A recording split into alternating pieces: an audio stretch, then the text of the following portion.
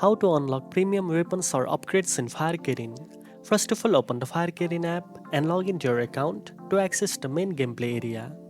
Now once you are inside the game interface, look for the in-game store or armory section.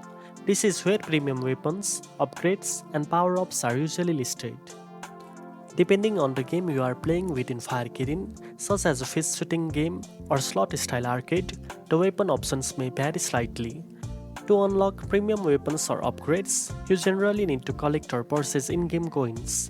You can earn this by playing games and winning, or you can buy them using real money through the in-app purchase option.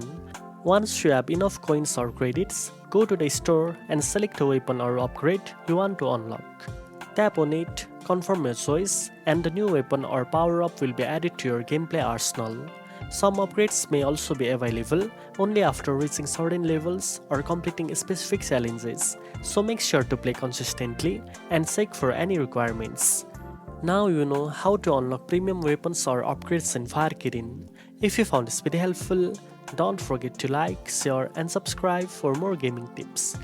Thanks for watching and I'll see you in the next one.